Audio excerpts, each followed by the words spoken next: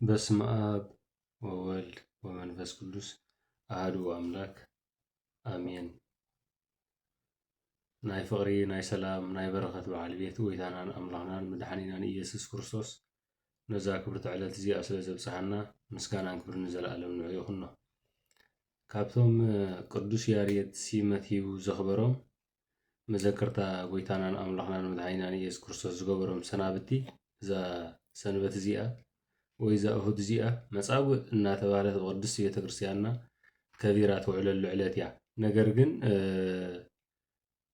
መጻጉዕ እታ ሰንበት ዘይኮነሲ ኣብዛ ዕለት እዚኣ 38 ዓመት ዝገበረ መጻጉዕ ዝሓመመ ዝተደነሰ ሰብኣይ ዝሓወየላ ዕለት ንምባል እምበር ሰንበት ክብርትን ቅድስትን ብፅእትን እያ መዘከርታ እዩ። ኣብዚ እዋን እዚ ካብ መጻጉዕኩም ድሓኑ ክብል ስለ ዝደለየ ነዛ ዕለት እዚኣ መጻጉዕ ኢሉ ዝሰየማ እምበር ኣብቲ ዕለት ርኽሰት ይኹን ካልእ ተወሳኺ ኣስማት ይኹን የለን። ኣብዚ ዕለት እዚ ከም መበገሲ ጌርና ንልዕሎ ነዚ ዕለት እዚ ዝገልፅ እኳ እንተኾነ ኣብ ምዕራፍ 5 ዮሃንስ ወንጌል ቁፅሪ 8 ጎይታ ድማ ዓራትካ ሒዝካ ተንስእ በሎ እዩ ዝብል። መጀመርታ መጻጉዕ ማለት ተመጽጉዓ ካብ ዝብል ናይ ግእዝ ግሲ ዝወፀ ኮይኑ ሓመመ እዩ። እቲ መጻጉዕ ዝተፈላለየ ነገራት እዩ፣ ግን ሕማም እዩ። መጻጉዕ ደውየ ተይሉ ዘውስጥኦ ዝኣፍኣ ናይ ውሽጢ ሕማም ኣሎ፣ ናይ ደገ ኣሎ። መጻጉዕ ግን ብጠቕላላ ዝሓመመ ሰብ ማለት እዩ። መጻጉዕ ኣብ 4 እዩ ዝኽፈል። ሓጢኣተኛ ብምዃንካ ሕጊ እግዚኣብሔር ብምስጋርካ ዝመፅእ መጻጉዕ ኣሎ ሓደ። ካልኣይ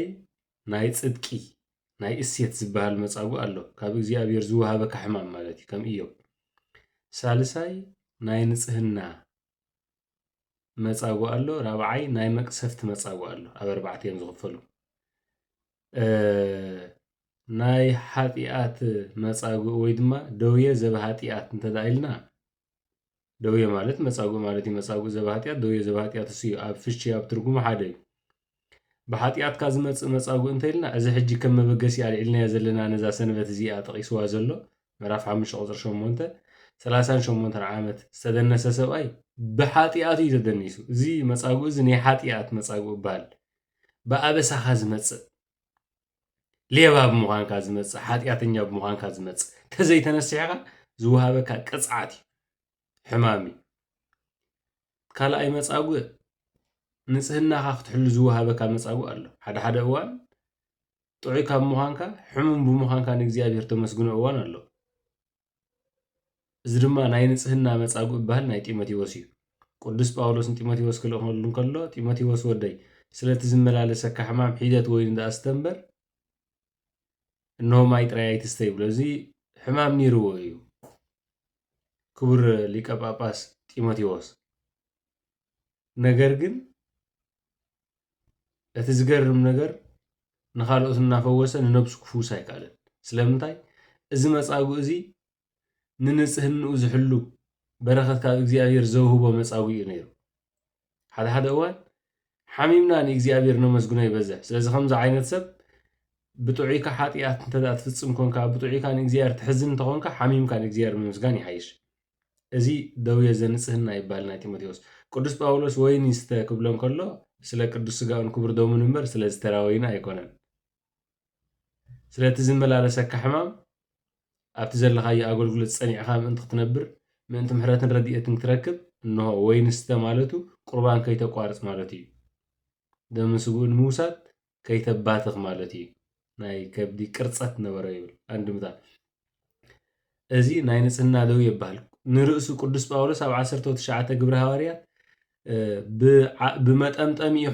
ሕሙማን እናተንስአን ከሎ ንጢሞቴዎስ ክፍውሶ ይከኣለን። እንታይ ኮይኑ ሓይሊ ስለ ዘይነበሮ 3 ሰማያት ዝበፅሐ ንኣጋንንቲ ዝገሰፀ ምዉታት ዘተንስአ ሕሙማት ዝፈወሰ 19 ግብረ ሃዋርያት ተቐሚጡ ኣሎ ናይ ቅዱስ ጳውሎስ ብመጠምጠሚኡ ብመኣረሚኡ። ንጢሞቴዎስ እንታይ ኮይኑ ዘሕየወ እቲ ዝሓመሞ ሕማም ጸጋ ዘውህብ ካብ እግዚኣብሔር ስለ ዝኾነ እዩ። ስለዚ እዚ ደውየ ዘንጽህና ይባሃል።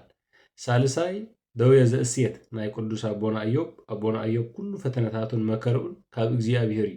ስለምንታይ እንተበልና እግዚኣብሔር ሓደ ነገራት ሓሰበ ናይ ዲያብሎስ ሓሶት أبو مولا عالم كفلت نايبونا إيوب صدق دما عالم كتمهارلو منتي نزا حسب يبل سلازي زمكرا نايبونا إيوب كاب إغزيابير نبر يبل زغا دوية زأسيت أغليل منتي كلبس صقام انتي اختوهاب أب مصحف قدس عابسم انت ختترف كاب إغزيابير زوهاب كادوية تزا أبونا أيوب زدقية دخنات كاب إغزيابير نزيو أبونا أيوب እግዚአብሔር ይኸሊ ኢሉ ብትዕግስትን ሰይጣን ንምስዓሩ ሰይጣን ድማ ብቅዱስ ኣቦና ኢዮብ ብምሽናፉ ኣብ ዓለም ክርአ ስለ ዘለዎ ብዙሓት ምእመናን ካብዚ ክመሃሩ ስለ ዘለዎም እግዚኣብሔር ዝገበሮ እዩ ዝደውየ እዚ ዘእስየት ይበሃል ናይ ጽድቂ ናይ ኣኽሊል ናይ በረኸት ናይ ስም ራብዓይ ደውየ ዘቅስፈት እዩ ከመ ቅፅበት ካብ እግዚኣብሔር ቁጣዓ ዘውህብ እዩ 12 ግብረ ሃዋርያት ተዳሪእና ሄሮድስ ድማ እነሆ ርእሱ ምስ እግዚኣብሔር ከም ማዕራር ስለ ዝደለየ ሽዕሽዑ ተቐሲፉ ሞተ ይብል ካብ ብዙሕ ስፍራታት ሄሮድስ ዝገዝኦም ዝነበረ ኣብቲ እዋንቲ ጥሜትን ሽግርን ስለ ዝነበሮም ናብ ሄሮድስ ናብ ኢየሩሳሌም መፂኦም ዝብላዕ ምግቢ ክህቦም ለመንዎ ምስ ለመንዎ ንግስነቱ ዓቂቡ ብንግስነቱ ተኸቢሩ ክህቦም ኣይደልየን ንርእሱ ምስ ኣምላኽ ኣብ ማዕራሪ ብግልፂ እኳ ግብረ ሃዋርያት 12 ኣብ ኣንድምታ እንተዘየቐመጦ ናይቱ ፊት መጽሐፍቲ ግን ንነፍሱ ምስ እግዚኣብሔር ኣብ ማዕራርያ ይብል እግዚኣብሔር ድማ ተቆጢዕዎ ሽዕሽዑ ተቐሲፉ ሓሲኹ ሞተ ይብል ኣላይ ንያዕቆብ ወልዲ ዘብዴዎስ ሰይፉ ኣብ ዝነበረሉ እዋን ንቅዱስ ጴጥሮስ ክሰይፎና ኣይሂድ ክሕጉስ ኣብ ዝመፀሉ እዋን ስለዚ ደውየታት እዚ ኣብ 4 ይኽፈል ማለት እዩ እዚ ሕጂ ኣተሲእናዮ ዘለና ምዕራፍ 5 ቁፅሪ 8 ናይ መጻጉዕ ተባሂሉ ዝስየም ኣብ ዮሐንስ ወንጌል ዘሎ ነዛ ሰንበት እዚኣ ወይ ነዛ እሁድ እዚኣ ዝወከላ ድማ ብሓጢኣቱ 38 ዓመት ኣብ ሓንቲ ኣልጋ ቁራኛ ተጠሚሩ ነይሩ እነሆ እግዚኣብሔር ነገረ ድሕነት ካብ ቅድስቲ ድንግል ማርያም ወላዲት ኣምላክ ድሕነት ደቂ ሰባት ኢሉ መፂኡ ካብ ስጋ ስጋ ካብ ነፍሳ ነፍሲ ኣብ ዝወሰደሉ እዋን ኣብ ምህዋራት ናይ ሰሎሞን ኣብቶም ማያት ኣብኡ ነይሮም እዮም ነቢያት ዘንትዕዎም ማያት ሰሎሞን ብጥበቡ ዘእተዎ ማያት ነይሩ እዩ ኣብዚ እዚ ስፍራ እዚ መስዋእቲ ይዓርገሉ ነይሩ እዩ ቤተ ሳሂል ተባሂሉ ይፅዋዕ ናይ ምሕረት ቦታ ብዘይቲ ሌዋውያን መስዋእቲ ዘዕርግሉ ስፍራ ብዘይብኡ ድማ ሰባት ኣብቲ ማይ ተጸቢሎም ወይ ድማ ኣብቲ ማይ ተኣሊኾም ኣብቲ ማይ ኣትዮም ዝሓዊሉ ኣብ ዓመት ሓደ መዓልቲ ነይርዎም እዚ ሊቃውንቲ ከተንትኑ ከለዉ ቅነ ጳጉሜን ይብልዎ ኣቦና ኣዮብ ዝሓወየሉ እዋን ቅነ ጳጉሜን እዩ ኣብዚ ማያት እዚ ከም ዝሓወየ ሓደ ናይ ትውፊት መጽሓፍቲ ይነግሩ እዮም ኣብ ዓመት እቲ መልኣኽ ሓደ መዓልቲ መፂኡ ሩፋኤል መልኣኽ ይነኽኦ እሞ ኣቐዲሙ ዝኣተወ እዩ ዝድሕን እዚ መጻጉዕ እዚ ኣቐዲሙ ክእትዎ ዝኽእል ኣይነበረን ጎይታ ኢየሱስ ክርስቶስ ኣቐዲሙ ዝገበሮም ኣብ ምድሪ ቅድሚ ስቕለቱ ንኩሉ ሰብ እኮ ድሕነት እንተዓደሉ ኣቐዲሙ ኣብቶም ጽጉማት ይመጽእ ኣብቶም ሰብ ዝሰኣኑ ኣብቶም መከራ ዝዓበዮም መከራ ዝጠቕለሎም መከራ ዘሸነፎም ሰባት ኣብ ዘይብሎም ኣቐዲሙ ረድኤቱ ገይሩ ምዕራፍ 8 ማቴዎስ ወንጌል ተዳሪእና ክልተ ሰባት ኣብ መቃብር ኮይኖም ሰባት ክሓልፍሉ ኣብ ዘይክእሉ ደረጃ በፂሖም ነበሩ ብኡ ሰብ ከምዚ ሓልፉ ይገብርዎም ነበሩ ምዕራፍ 8 ማቴዎስ ወንጌል ኣዝዮም ተሸጊሮም ብኣጋንንቲ ተኣሲሮም ንብዙሕ ዘመናት ኣብ መቃብር ይሓድሩ ነበሩ ኣቐዲሙ ነዚኦም ፈዊስዎም ዮሐንስ ወንጌል ምዕራፍ 4 ሳምራዊት ሰበይቲ ካብ ህዝቢ ተገሊላ ናይ ንጉሆን ናይ ምሸትን ማይ ከይትወርድ ህዝቢ ኣብ ዝርከበሉ ህዝቢ ማይ ኣብ ዝቐድሓሉ እዋን ብቐትሪ ባህርሃረ ፀሓይ ወረደት ይብል ነዞም ጽጉማት እዚኦም እዩ ጎይታ ኣቐዲሙ ረድዩ ከምኡ ክልተ ዕውራት ምዕራፍ 8 ማቴዎስ ወንጌል 20 ማቴዎስ ወንጌል ነዞም ንቤርጤሜዎስ ትሽዓተ ዮሐንስ ወንጌል ነዞም ተጸጊሞም ዝነበሩ እግዚኣብሔር ኣቐዲሙ ተስፋ ረድኤቱ ፈኒሎም ኣቐዲሙ ረድኤቱ ጀሚሩሎም ምክንያቱ ሰባት ኣይነበርዎምን እዚ መጻጉዕ እዚ ድማ ሓደ ካብኦም እዩ ጎይታ ናይ ፍቓድ ጎይታ እዩ ክትሓውድ ደሊ ዲኻ ኢሉ ይጠይቕዎ ኣቐዲሙ ምክንያቱ ድሒሩ ንምንታይ ሕወይኻኒ ኢሉ ዝተማዓቶ ንሱ እንድዩ ኣብኡ ኣብቲ ናይ መጻጉዕ ዓራት ብኡ ሞይቱ ነይሩ ትኸውን ከመን ካብቲ ዓብ ሓጢኣት መሓሾ ሎሚ ንእግዚኣብሔር ካብ ነጉህ ብሂወት ተዘይንህሉ መሓሸና ነይሩ እግዚአብሔር ይቕረይበለልና ክትሓውስ ትደሊ ዲኻ ክድሕን ትደሊ ዲኻ ወደሊ ኪትበል ድሓን ዓራትካ ሒዝካ ተንስእ ዝበለላ ክብሪ ትዕለት እያ ዓራቱ ሒዙ ተሰኪሙ ዝተስኣላ ዕለት እያ እንታይ ንመሃር ካብዚ ወሳኒ ነገር ካብዚ እንታይ ንመሃር ጎይታ ኢየሱስ ክርስቶስ ንድውያነ ስጋ ብተኣምራት ንድውያነ ነፍሲ ብትእምርቲ ይሕው እኳ እንተነበረ እዚ ቃል እዚ ግን ሓንሳብ ንዕኡ ኣሕዊዩ ክፍፅሞ ዝደለየ ኣይኮነን ንመዋእል እዛ ዓለም እዚኣ ክሳብ እትሓልፍ ተንስእ ዝበለ ንብሙሉኡ ምእመን እዩ ንከሓድያን ካብ ክሕደትኩም ተንስኡ ናብ ኣሚን እተው እዩ ንኣመንቲ ከዓ ካብ ናይ ትህኪት ዓራትኩም ተንስኢኹም ናብ ቤተ ክርስቲያን ንዕዩ ተንስእ ካብ ሕሜታ ተንስእ ተንስእ ካብ ክፍኣት ግብሪ ተንስእ ካብ ኣምልኾተ ጣዖት ተንስእ ካብ ምፍልላይ ተንስእ ዓራትካ ሒዝካ እንታይ ክንትርጉሞ ፀጋኻ ሒዝካ ብጥምቀት ተዋሃብካያ ፀጋኻ ሒዝካ ናብ ቤት እግዚኣብሔር እቲ ብጥምቀት ተዋሃብካያ ፀጋኻ ሒዝካ ተንሲእኻ ናብ እግዚኣብሔር ፍጠን ብዙሕ ግዜ ጎይታ ተንስኡ ኢሉ እዩ እቲ 9 ማቴዎስ ወንጌል ኣብ ቤት ኢያኢሮስ ኣቲ ጓለይ ተንስኢ ካብ ሞት ተንስኢ ካብ ምስልቻው ተንስኢ ካብ ትህኪት ተንስኡ እዩ ከዓ ንዓና ኣብ ምዕራፍ 8 ሉቃስ ወንጌል ተሪእና እውን ከምኡ ተመሳሳሊ ናይ 8 ማቴዎስ ወንጌል መቐፀልታ ካብ ደብረ ዘይት ምስ ወረደ ጎይታ ኢየሱስ ክርስቶስ ናይን ብትበሃል ከተማ እናሓለፈ እንከሎ ንሓደ መንእሰይ ክቐብርዎ ይኸዱ ነበሩ ሓደ ወዳኻ እዩ ወድታ መበለት ኢሉ ይፅውዖ ጎይታ ድማ እታ ጎበዝ ተንስእ ኢሉ ንኣዲኡ ኣረከባ ይብል እዚ ምሳሌ እዩ ንዕኡ እኳ ተንስእ ኢሉ ካብ ሞት እንተተንስኦ ኣብ ኣምላኽ ሞት የለን እቲ ሞት ዝበሃል ኣብ ኣምላኽ ድቃስ እዩ ንዓና ኣይትሰብ ሞይት እምበር ንእግዚኣብሔር ብሂወት ሃሉ ብሞት ሃሉ ወዲ ሰብ ኩሉ ኣብ ኢድ እዩ ምሳሌ ናይ መንእሰያት እዚ ናይ ዝደቀሱ መንእሰያት ሓይሊ ከለዎም ዝደቀሱ ግርማ ከለዎም ዝሰልቸዎም ዓቕሚ ከለዎም ዝደኸሙ ተንስኡ ንኣዲኡ ሃባ ይብል ነቲ መንእሰይ ወዲ ከተማ ናይን ወድታ መበለት ኣዲኡ ቤተ ክርስቲያን እዩ ኣተንስኡ ጎይታ ንመናእሰይ ንቤተ ክርስቲያን ሃቦም ማለት እዩ ነዚ ድማ ተንስእ ዓራትካ ሒዝካ ብዙሕ ግዜ ተንስኡ ኢሉ ጎይታ ዓራትካ ሒዝካ ተንስእ ማለት ካብ ናይ ትህኪት ዓራት ተንስኢኹም ናብ እግዚኣብሔር ኪዱ ፀጋኹም ሒዝኩም ኪዱ መባእኩም ሒዝኩም ኪዱ ወሁር ኪድ ናብ ቤት ጸሎት ኪድ ናብ ቤት ንስሓ ኪድ ናብ ቤት ሰላም ኪድ እዩ ሕጂ ኣብዚ እዋን እዚ ኣብዚ ሰንበት እዚ ንመጻጉዕ ዘሕወየሉ እናበልና ኢና ንነግረሉ እዚ እንታይ ተነጊሩ ኩሉ 2000 ዓመት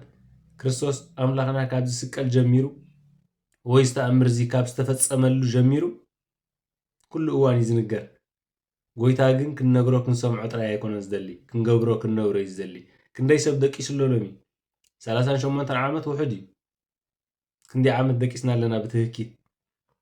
ካብ ፍቕሪ ጎይታ ተፈሊና ክንደይ ዓመት ኣብ ናይ ሓጢኣት መንገዲ ደቂስና ኣለና ተንስኡ ዝብለና ዘሎ ንዓና እዩ ኣታ ጎበዝ ተንስእ ኣታ ሓብተይ ተንስኢ ኣብ ሚድያ ኮንኩም ሰብ ካብ ምኽፋእ ተንስኡ ናብ ቤት ጸሎት ኣዒንትኹም ክፉእ ካብ ምርኣይ ሰናይ ናብ ምርኣይ ይተንስኣ ኣካልኩም ሓጢኣት ካብ ምግባር ጽድቂ ናብ ምግባር ይተንስእ ክብለና ደልዩ ተንስኡ ንምእመናን እዩ ዓራትኩም ሒዝኩም ተንስኡ ምክንያቱ እታ ቦታ እቲኣ 5 ምሕዋራት ማለት 5 በብቤቱ ክፍልታት ነይርዋ እዚ ከዓ ምሳሌ ቅድስቲ ቤተ ክርስቲያን እዩ 5 ኣእማደ ምስጢር ዝተሰከመት ቤተ ክርስቲያን ጎይታ መጽኣ ማለት እዩ ናብ ኣመፂ ከም ዝፈወሰይ ቤተ ሳሂል ምሳሌ ቤተ ክርስቲያን እያ ተንስኡ ዝብል ዘሎ ከዓ ኣብ ቤተ ክርስቲያን ከለዉ ንዘይተነስሑን ንዘይቆረቡን ንንስሓ ተንስኡ ንቁርባን ተንስኡ ይብላ ኣሎ ኣብ ቤቶም ንዘለዉ ድማ ካብ ትህኪት ተንስኡ ካብ ምስልቻው ተንስኡ ካብ ሓሜት ናብ ጽድቂ ተንስኡ ካብ ግብሪ ሓጢኣት ናብ ግብሪ ጽድቂ ናብ ግብሪ ሰላም ተንስኡ ሰብ ካብ ምሕማይ ሰብ ኣልዒልኩም ንሰብ ካብ ምብላዕ ናብ ጾም ተንስኡ ናብ ጸሎት ተንስኡ ዲያቆን ተደጋጋሚ ኣብ ግዜ ቅዳሴ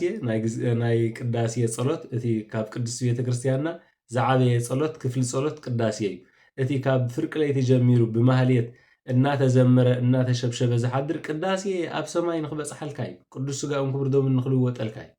ኩሉ ጸሎት ዝዓበየ ቅዳሴ እዩ ኣብ ቅዳሴ ዲያቆን 5 ግዜ ተንስኡ ይብል በቲ ሓደ ደቂሶም ከይህልው ተንስኡ ሰልሺዎም ከይህልው ተንስኡ ንቑሕብሎም ኣሎ በቲ ሓደ ከዓ ካብ ሓሳብ ናይ ስጋ ናብ ናይ መንፈስ ሓሳብ ተንስኡ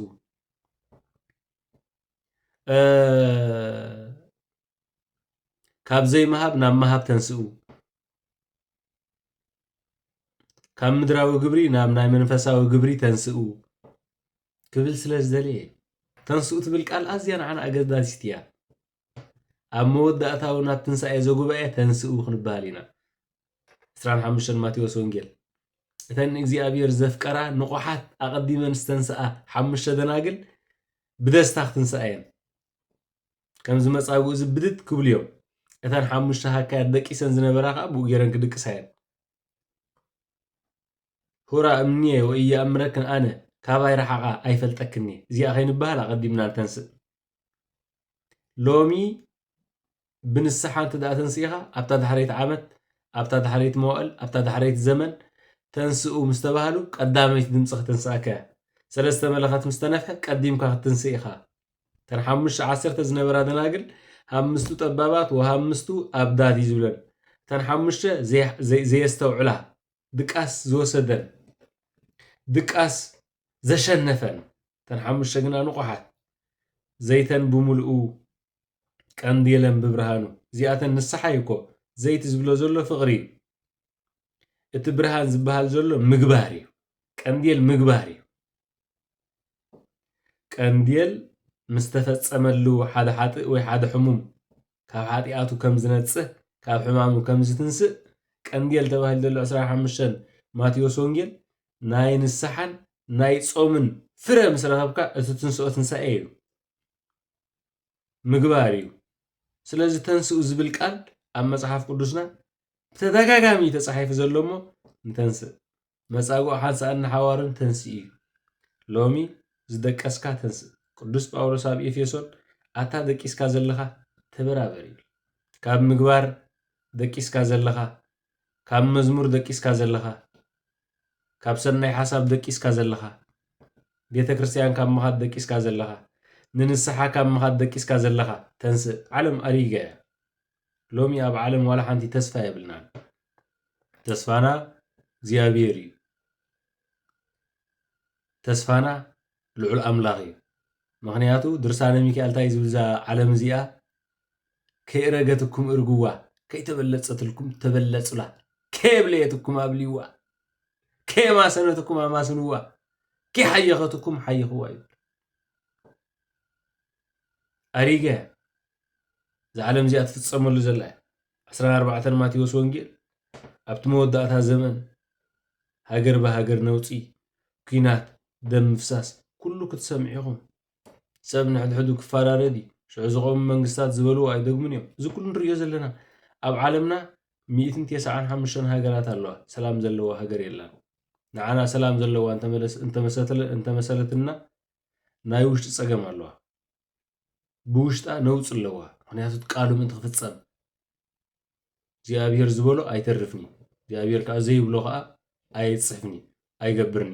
ዘይገብሮ ኣይብልኒ ዝበሎ ከዓ ኣይቀርና ኣይተርፍኒ ስለዚ ዓለም ኣሪጋያ እሞ ካብ ዘለናዮ ድኹም ህይወት ንተንስእ ናበይ ናብ ፅድቂ ንተንስእ ናብ ኣምልኾት እግዚኣብሔር ንተንስእ ዓራትና ሒዝና ንተንስእ ዓራት ተባህለ እንታይ ፀጋና ሒዝና ንተንስእ ዓቕምና ሒዝና ንተንስእ ሰሪሕኻ ተኣቱ መባእኻ ሒዝካ ተንስእ ኣታ ዘይሰርሕኸ ሰናይ ሓሳብካ ሒዝካ ተንስእ መጽሓፈ ቅዳሴ ኣምላኽ ነቶም ክህቡ እናደለይ ዝወሃብ ዘይብሎም ተቐበለሎም ኢሉ ፍቕርኻ ሒዝካ ተንስእ ሰላምካ ሒዝካ ተንስእ ሓቅኻ ሒዝካ ተንስእ ትብዓትካ ሒዝካ ተንስእ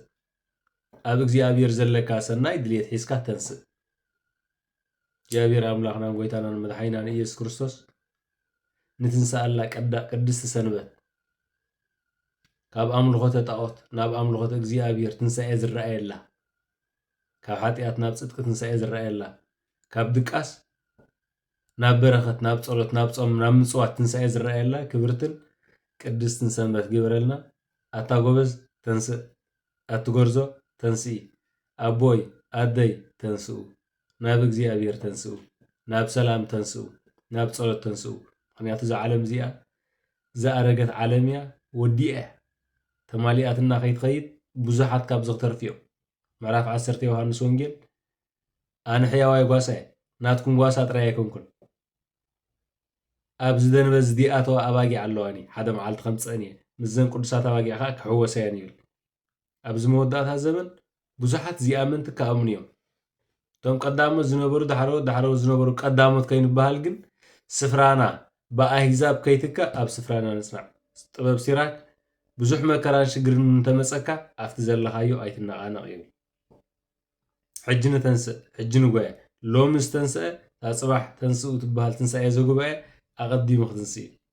ኣብ ምስጢረ ትንሳኤ ሙታን እንሆቶም ናይ ጎይታ ግብርን ናይ ጎይታ ስራሕን ዝሰርሑ ዝነበሩ ኣብ ምድሪ 7 ዕፅፊ ንጎይታ ብርሃን መሲሎም ክትንስኡ እዮም ይብል እቶም ብፀጋም ዘለዉ ድሓን ክፉእ ሰብ ንመምሃርን መመሰል ኣይከውን 13 ማቴዎስ ወንጌል ከዓ ወይበርሁ ከመፀሃይ ምስ ቢኢተ እድ ወይ ድማ ወይበርሁ ምስ ቢኢተ እደ ፀሃይ ከም ፀሓይ ክበርህዮም ይብል ከም 7 ዕፅፊ ፀሓይ ባዕ ኢሎም ክበርህዮም ይብል ኣየኖት እዚኦም ቀልጢፎም ዝተንስኡ ንጎይታ ኣብ ትንሳኤ ዘስመርዎ ደስ ዘበልዎ ናብ ፅድቂ ዝተንስኡ ናብ ፍቕሪ ዝተንስኡ ናብ ዕርቂ ዝተንስኡ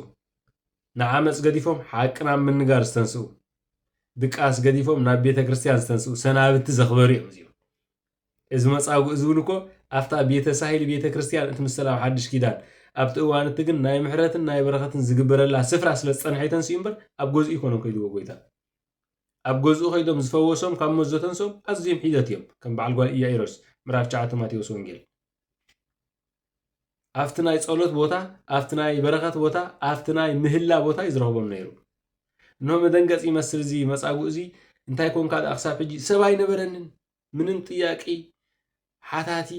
ረዳኢ ኣይነበረንን እግዚኣብሔር ነቶም ረዳኢ ዘይብሎም ረዳኢኦም እዩ እንታይ ከብዶን እግዚኣብሔር ርጉፅ ረዳኢ ቤተሰብ ኣይነበሮ ንኸውን ፀልእዎ ነይሮም ይኾኑ ወይ ብሂወት ዘይነበሩ ይኾኑ ነገር ግን ሰብ ዘይብሉ እግዚኣብሔር ኣለዎ ረዳኢን ዘይብሉ እግዚኣብሔር ይዝረድኦ ሓደ እዋን ሰብ ዘይብልና ይመስለና እምበር ካብ እግዚኣብሔር ዝዓቢ ጎኒ ካብ እግዚኣብሔር ዝዓቢ ዋልታ መን ኣሎ ብከ ንወግኦም ለኩሎም ፀርነ ወበስምከ ንሃስሮም ለእለ ቆሙ ኣልየነ ኣብ ልዕልና ቆይሞም ሓፍሓፍ ንዝበሉ ኣጋንንቲ ብስምካ ኢና ንሕፍሮም ብስምካ ኢና ንወግኦም ብስምካ ኢና ንስዕሮም ወበስምከ ንሃስሮም ለእለ ቆሙ ኣልየነ ኣብ ልዕልና ዝቆሙ ናባኻ ክንመፅእ ዝዕንቁፍናን ዝኸልፉናን ብስምካ ኢና ንስዕሮም እዩ ዝብል እምበር ብስም ሰብ ኣይኮነን ነቢይ ኤርምያስ ኣብ ሰብ ዝውከል ዝተረግመ ይኹን ይብል እግዚኣብሔር ይረዳኢና ካብ ዓራት ሞት ዘተንስኣና ንሱ ካብ ዓራት ደውየ ዘተንስኣና ድማ ንሱ እዩ ስለዚ ኣብዚ ዘለናዮ ስፍራ ገጽ እግዚኣብሔር ንምርኣይ ስም እግዚኣብሔር ንምፅዋዕ ቃል እግዚኣብሔር ንምስማዕ ሎሚ ንተንስእ እዛ ተንስኡ ዝተባህለት ንኹላትና እያ ተደጋጋሚ ጎይታ ተንስኡ ተንስኡ ተንስኡ ይብለና ኣሎ ካብ ዘለኻዮ ተንስኢ ካብ ዘለኻዮ ተንስእ ሎሚ እንድሕር ተንስኢኻ ፅባሕ ኣብ ትንሳኤ ዘጉባኤ ብበረኸት ክትንስኢኻ ሎሚ እንተደቂስካ ግን ድቃስ ብዙሕ ዘምፅእ ጥዑይ ሰብ 4 ሰዓት ይድቅስ 20 ሰዓት ኣይኮነን ድቅስ ሰይጣን ግን ምእንቲ ቤተ ክርስቲያን ከይድና ናይ እግዚኣብሔር ቃል ከይንሰምዕ ቃሉ ሰሚዕና ሽታ ዕጣን ሸቲትና ገጽ እግዚኣብሔር ከይንርኢ ንቃሉ ሰሚዕና ህይወትና ከይንልውጥ ምእንቲ ኩሉ ግዜ ፅቕጥ ብፍላይ ወጋሕታ ድቅስ ተኾንካ ኣብኣ ከሎ ፅቕጥ እዩ ዘብለካ ወጋሕታ ድቃስ ምሰጋንንቲ ከም ተውዕል ዝገብረካ ሰብ ቅድሚ ሰዓት 6 እንተተኣተስዩ ካብ እግዚኣብሔር ዝኽፈሎ በረኸት ኣለዎ ንቑሕ ኮይኑ ምስ መንፈስ ቅዱስ ይውዕል ክሳብ ዝረፍድ እንድሕር ደቂሱ ግና እንታይ ከም ዝፀውጦ ኣይፈልጥኒ እንታይ ከም ዝሓልም ከዓ ኩላትኩም ትፈልጥዎ ኢኹም ጠቕላላ ምስ እግዚኣብሔር ዘይሰማማዕ ክፉእ ሕልምን ክፉእ መንፈስን ርክሰትን እዩ ዝውዕል ስለምንታይ ወዲ ሰብ ክድቅሰሉ ዝኽእል ሰዓት ወዲ ሰብ ክድቅሰሉ ዝተዋህቦ ግዜ ኣይኮነን ስለዚ ቅድሚ ሰዓት 6 ኩሉ ሰብ ተስኡ ንእግዚኣብሔር ከመስግን ኣለዎ ንተንስእ ካብ ድቃስና ንተንስእ ካብ ናይ ክፍኣት ካብ ናይ ሕሜታ ንሰብ ካብ ምፅላም ድቃስ ከዓ ንተንስእ ናበይ ናብ ፍቅረ እግዚኣብሔር ንተንስእ ናብ ሰናይ ነገር ንተንስእ እግዚኣብሔር እዶቶ ወሳኢናሁ ብርሃነ ትንሣኤ ብሰላም የብፅሓና ብዙሓት ዝትንስኡላ ከሓድያን ኣረማውያን ናብ ጥምቀት ዝትንስኡላ ኣማንያን ምእመናን ብሩኻት ኣባጊዕ ዝተባሃሉ ናብ ቤተ እግዚኣብሔር ዝነቑሑላ ዝትንስኡላ ይግበረልና ወስብሐት ለእግዚአብሔር ለወላዲቱ ድንግል ወለመስቀሉ ክቡር ይዘከረን ወትረ በኩሉ ጊዜ ወበኩሉ ሰዓት